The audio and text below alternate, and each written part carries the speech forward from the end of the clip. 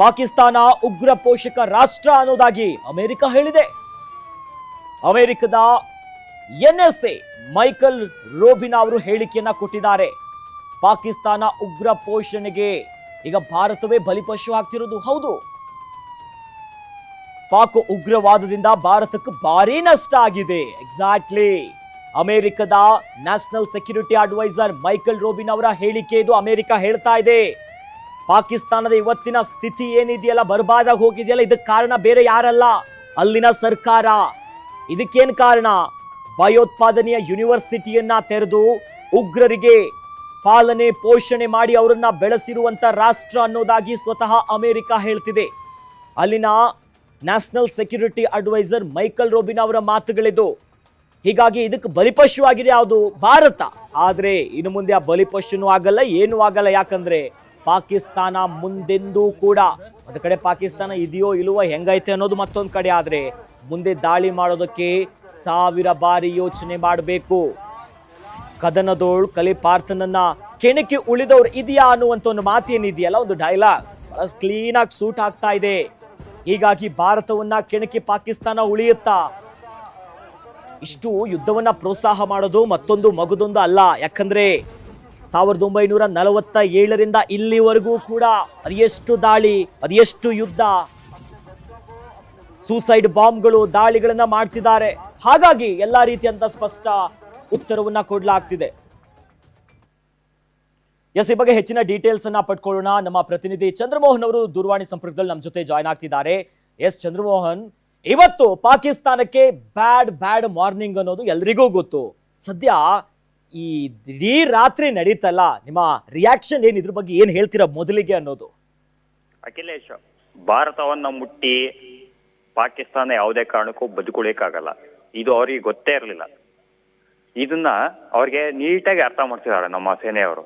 ಯಾಕಂದ್ರೆ INS Vikrant attack ಮಾಡಿದ್ಯಲ್ಲ Karachi port ಅಲ್ಲಿ, ಇಡೀ ಕರಾಚಿ ಬಂದರು ಜಿಲ್ಲಿ ನಮ್ಮನ್ನ ಇಂಡಿಯಾ ಮಾಧ್ಯಮಗಳನ್ನ ಜೋಕರ್ಗಳಂತ ಕರಿತಾ ಇದ್ರು. ಆದ್ರೆ ಇವತ್ತು ಅವರೇ ಜೋಕರ್ಗಳಾಗಿದ್ದಾರೆ. ಯಾರು ಯಾವ ಪಾಕಿಸ್ತಾನ ಮೀಡಿಯಾ ಅವರು ನಮ್ಮನ್ನ ಜೋಕರ್ ಅಂತ ಕರಿತಾ ಇದ್ರು, ಅವರೇ ಜೋಕರ್ಗಳಾಗಿದ್ದಾರೆ. ಯಾಕಂದ್ರೆ ನಾವೇನೇ ಸಾಕ್ಷ್ಯ ಕೊಟ್ಟರು ಪಾಕಿಸ್ತಾನ ಯಾವತ್ತು ಒಪ್ಕೊಳ್ತಾ ಇರಲಿಲ್ಲ. ಆದ್ರೆ ಇವತ್ತು ಒಪ್ಕೊಳ್ಳೇಬೇಕಾಗಿದೆ ಬಂದಿದೆ. ಯಾಕಂದ್ರೆ INS ವಿಕ್ರಾಂತ್ 1971ರ ಯುದ್ಧದಲ್ಲಿ ಬಾಂಗ್ಲಾದೇಶವನ್ನ ಏನ್ ನಾವು ಸೃಷ್ಟಿ ಮಾಡಿದ್ವಿ, ಅವತ್ತು ಕಾರಣ INS ವಿಕ್ರಾಂತ್. ನಮ್ಮ ನೌಕಾಸೇನೆಯ ಮೋಸ್ಟ್ ಪವರ್ಫುಲ್ ವಿಮಾನವಾಹಕ ಯುದ್ಧ ನೌಕೆ INS ವಿಕ್ರಮಾದಿತ್ಯ ಇನ್ನೂ ಅಖಾಡಕ್ಕೆ ಇಳಿದಿಲ್ಲ. INS ವಿಕ್ರಾಂತ್ ಇಂತಾನೆ ಹೊಡೆದಿದ್ದೀರಿ. ಅವ್ರಿಗೆ ಅರ್ಥ ಆಗ್ತಾ ಇಲ್ಲ ಇನ್ನು. ಅಂದ್ರೆ ಅವ್ರಿಗೆ ಏನೂ ಅರ್ಥ ಆಗ್ತಾ ಇಲ್ಲ. ಅವ್ರಿಗೆ ಏನ್ ಮಾಡ್ಬೇಕು ಅಂತಾನೆ ಗೊತ್ತಾಗ್ತಾ ಇಲ್ಲ. ಅವ್ರ ದೇಶದ ಪ್ರಧಾನಿ ಬಂಕರ್ ಲೋಗ ಅಡಿಕೊಂಡವ್ರೆ. ಆಸಿಫ್ ಮುನೀರ್ ಅವರ ದೇಶದ ಸೇನಾಧ್ಯಕ್ಷ ಆಚೆಗೆ ಬರ್ತಾ ಇಲ್ಲ. ಇಂಥ ಪರಿಸ್ಥಿತಿಯಲ್ಲಿ ಪಾಕಿಸ್ತಾನ ನಮಗೇನು ಮಾಡುತ್ತೆ? ಆಕ್ಚುಲ್ ಆಗಿ ಇದು ಆಪರೇಷನ್ ಸಿಂಧೂರ್ 3, ಆಪರೇಷನ್ ಸಿಂಧೂರ್ 2 ಅಲ್ಲ, ಇದು ಆಪರೇಷನ್ ಸಿಂಧೂರ್ 3. ನಮ್ಮ ದೇಶದ ಮೇಲೆ ಹೊಡಿಬೇಕು ಅಂತ ಹೊಡೆದ್ರೆ ಅವ್ರಿಗೆ ಯಾವುದೇ ಕಾರಣಕ್ಕೂ ಉಳಿಗಾಲ ಇಲ್ಲ. ಇದನ್ನ ಅರ್ಥ ಮಾಡ್ಕೊಳ್ತಾ ಇಲ್ಲ ಪಾಕಿಸ್ತಾನ.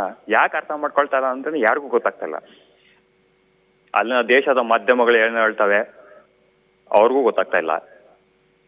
ಅವರ ಸೇನೆ ಏನ್ ಹೇಳ್ತಾ ಇದೆಯಾ ಅದೂ ಅರ್ಥ ಆಗ್ತಾ ಇಲ್ಲ. ಭಾರತದ ಮೇಲೆ ಯುದ್ಧ ಮಾಡೋದು ಅಂದ್ರೆ 1999ರ ಕಾರ್ಗಿಲ್ ಯುದ್ಧ ಅಲ್ಲ ಇದು, ಅಥವಾ 1971ರ ಭಾರತ ಪಾಕಿಸ್ತಾನ ಯುದ್ಧ ಅಲ್ಲ ಇದು. ಇವತ್ತು ನಮ್ಮ ದೇಶ 2025ಕ್ಕಿದೆ. 2047ಕ್ಕೆ ಭಾರತ ವಿಶ್ವಗುರು ಅಲ್ಲ. ನಾವು ಕಂಪ್ಲೀಟ್ ಅಮೆರಿಕ ಅಥವಾ ರಷ್ಯಾ, ಚೀನಾ ಆ ಮಟ್ಟಕ್ಕೆ ಬೆಳಿತೀವಿ. ಇದು ಗೊತ್ತಿಲ್ಲದರೆ ಪಾಕಿಸ್ತಾನ ಸುಮ್ಮನೆ ಏನೋ ನಾವು ಮಾಡ್ತಾ ಇದ್ರಿ, ಮಾಡಬೇಕು ಇಂಥದ್ದೇ ಮಾಡ್ತಾ ಇದೆಯಾ ಹೊರತು ಅವ್ರಿಗೆ ನಿಜವಾಗಿ ಹೊಡೆಯಕ್ಕಾಗಿದ್ರೆ ಹೊಡಿಬೇಕಾಗಿತ್ತು. ಜೊತೆಲೆ ಚಂದ್ರಮೋಹನ್, ಇವಾಗ ಒಂದ್ ಪ್ರಶ್ನೆ ಮೂಡ್ತಾ ಇದೆ, ಇಷ್ಟು ಬಂಡಧೈರ್ಯ ಯಾಕೆ ಪಾಕಿಸ್ತಾನಕ್ಕೆ ಅನ್ನೋದು ಗೊತ್ತಾಗ್ತಾ ಇಲ್ಲಪ್ಪ. ಅದು ಯಾಕೆ ಇಷ್ಟು ಎಚ್ಚರಿಕೆ ಕೊಟ್ಟರು ಕೂಡ ಮತ್ತೆ ಕೆಣಕಿ ಬರ್ತಿದಾರಲ್ಲ? ಪಾಕಿಸ್ತಾನಕ್ಕೆ ಒಂದು ನಂಬಿಕೆ ಏನಂದ್ರೆ ಚೀನಾ ಅವ್ರು ನಮ್ ಜೊತೆಗೆ ಬಂದ್ಬಿಡ್ತಾರೆ. ಚೀನಾ ಅವ್ರು ಕೊಟ್ಟಿದ್ದು JF-17 ನಿನ್ನೆ ಹೊಡೆದುಳಿಸಿದೆ ಭಾರತ.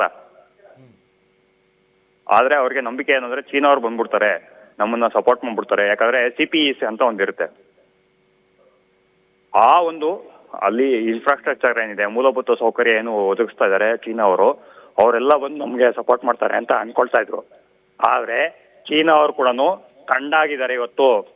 ಯಾಕಂದ್ರೆ ಅವ್ರದೇ JF-17 ಹೊಡೆದಿದೆ ಭಾರತೀಯ ಸೇನೆ.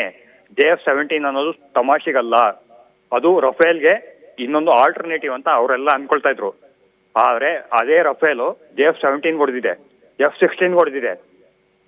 ಇದೆಲ್ಲ ನೋಡಿ ಅವ್ರಿಗೆ ಕಕ್ಕಾಬಿಕ್ಕಿ ಆಗ್ತಾ ಇದಾರೆ ಅವರು. ಶಹಬಾಜ್ ಶರೀಫು ನಿನ್ನೆ ಹೋಗಿ ಅಡ್ಕೊಂಡು ಕುಂತ್ಕೊಂಡಿದ್ದಾರೆ, ಅವರ ಪಾಕಿಸ್ತಾನದ ಪ್ರಧಾನಿ. ಮತ್ತೆ JF-17 ಅನ್ನೋದು ಅಂದ್ರೆ ಇವಾಗ ಆಲ್ರೆಡಿ ನಮ್ಮ ಭಾರತೀಯ ಸೇನೆಯ ವಶದಲ್ಲಿ ಒಬ್ಬ ಪೈಲಟ್ ಇದ್ದಾನೆ. F-16 ಓಡಿಸ್ತಾ ಇದ್ದಂತ ವ್ಯಕ್ತಿ ನಮ್ಮ ದೇಶದ ಒಳಗಡೆ ಬಂದು ಸಿಗಾಕೊಂಡಿದ್ದಾನೆ. ಅಭಿನಂದನ್ ವರ್ತಮನ್ನ ಅವ್ರು ಹೆಂಗ್ ಕಳ್ಸ್ಬಿಟ್ರು ಹಂಗ್ ಕಳ್ಸಕ್ಕೆ ಭಾರತ ಒಪ್ಪಲ್ಲ. ಇದು ಅರ್ಥ ಮಾಡ್ಕೊಬೇಕು. ಅಭಿನಂದನ್ ವರ್ತಮನ್ನೇ ಬೇರೆ, ಇವತ್ತು ಸಿಕ್ಕಿರೋ ವ್ಯಕ್ತಿನೇ ಬೇರೆ. ಯಾಕೆ ಅಂದ್ರೆ ನಾವು ಭಾರತ ಯಾವತ್ತೂ ದಾಳಿ ಮಾಡಿಲ್ಲ ಯಾರ ಮೇಲೂ, ನಾವು ಮಾಡಲ್ಲ. ಅಭಿನಂದನ್ ವರ್ತಮನ್ನು ಏನು ಅವರು ಪಾಕ್ ಸೇನೆಯ ವಶದಲ್ಲಿದ್ರು, ಆಗ ಭಾರತೀಯ ಸೇನೆ ಬಾಲಾಕೋಟ್ ಮೇಲೆ ಏರ್ ಸ್ಟ್ರೈಕ್ ಮಾಡಿತ್ತು. ಆಗ ಸಿಗಾಕೊಂಡಿದ್ದ ವ್ಯಕ್ತಿ ಅಭಿನಂದನ್ ವರ್ತಮನ್. ಆದ್ರೆ ಇವತ್ತು ಸಿಕ್ಕಿರೋ ವ್ಯಕ್ತಿ ನಮ್ಮ ಮೇಲೆ ದಾಳಿ ಮಾಡಿ, ನಮ್ಮನ್ನ ಪ್ರಚೋದಿಸಿ, ಭಾರತವನ್ನ ಪ್ರಚೋದಿಸಿ, ಭಾರತೀಯ ಸೇನೆಯನ್ನ ಪ್ರಚೋದಿಸಿ, ಭಾರತೀಯ ಭೂಸೇನೆಯನ್ನ ಪ್ರಚೋದಿಸಿ, ಭಾರತೀಯ ವಾಯುಸೇನೆಯನ್ನ